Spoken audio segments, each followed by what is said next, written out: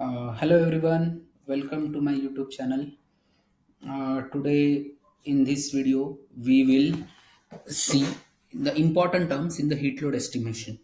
Okay, then later on we will see the overview of heat load estimation. So first definition is of course air conditioning.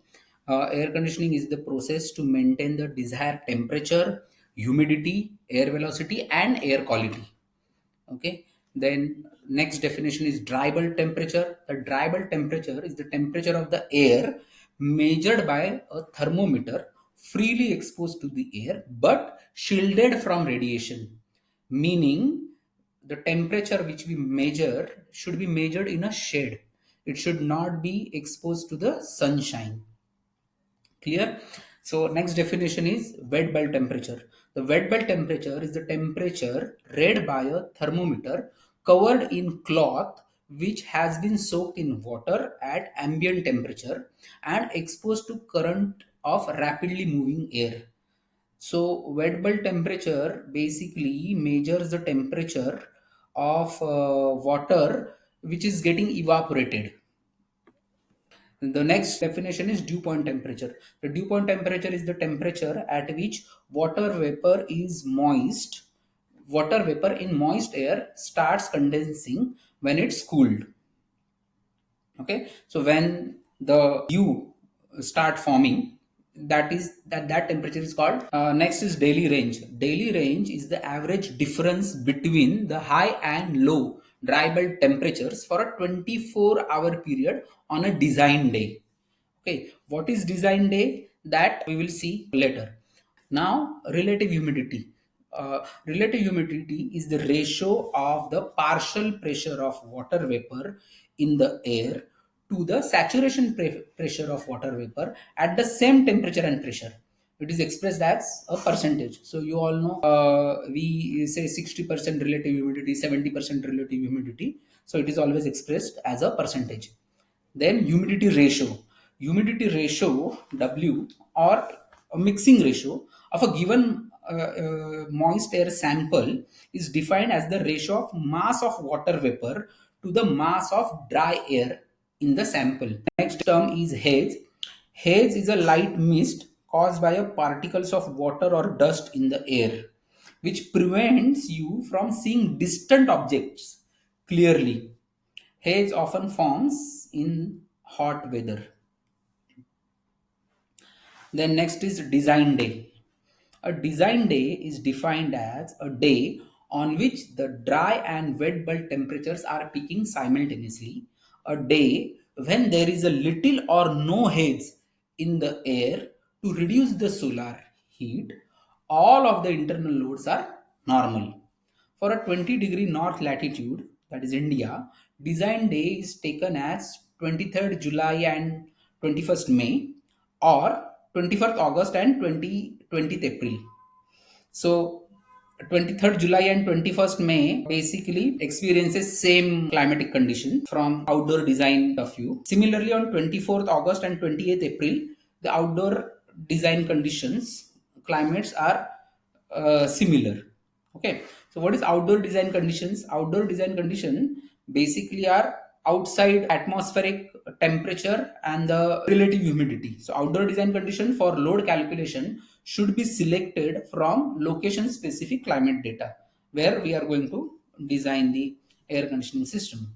Room design condition, indoor conditions assumed for design purposes, that is room design condition, that depends on building use, type of occupancy and or code requirements. Okay, the next is SHGC or solar heat gain coefficient. Solar heat gain coefficient is basically a value of it is a property of facade glass. Generally manufacturer give something called as solar coefficient, and we have to use solar heat gain coefficient in our cooling load calculation or heat load estimation. So the relation between solar heat gain coefficient and solar coefficient is SHGC is equal to solar coefficient into 0.87. Fine. Now, equivalent temperature difference. What is the meaning of equivalent temperature difference? It is the temperature difference which results in the total heat flow through the structure as caused by a variable solar radiation and outdoor temperature. So we just use this one factor, multiply that by temperature, multiply that by, and we get our heat gain values. Okay, next is u value. U value is basically thermal transmittance or heat transfer coefficient, which is the rate of transfer of heat through a structure, which can be single material or a composite, divided by the difference in temperature across the structure. The unit of measurement are BTU per hour per feet square per degree Fahrenheit. Effective room total heat is effective room sensible heat plus effective room latent heat. ERTH is equal to ERSH plus ERLH. Grand total heat is effective room total heat plus outside air heat. These terminologies are basically will be more clear when we do the heat load calculation. Tonnage is grand total heat divided by 12,000. 12,000 is the conversion factor from BTU to tonnage. 12,000 BTU is equal to 1 ton. Next is ESHF, effective sensible heat factor. Effective sensible heat factor is the ratio of effective room sensible heat to effective room latent heat. So ESHF is equal to ERSH divided by ERTH, bypass factor. The bypass factor is a ratio of loss in the heating or cooling to the ideal heating or cooling.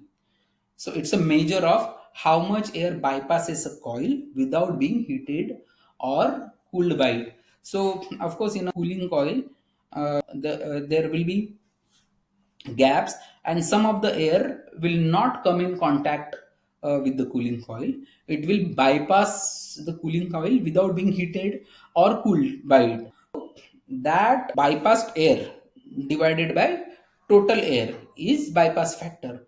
So for example, uh, when we say bypass factor is zero point 0.1, means that 10% of air is passing the cooling coil without being cooled, heating coil. Then apparatus dew point. For applications involving cooling and dehumidification, the effective surface temperature of the coil is considered to be the dew point of the apparatus, and hence the term apparatus dew point has come into common uses for cooling and humidifying processes. Okay, so it is basically a dew point temperature, but because effective surface temperature is same as the dew point of the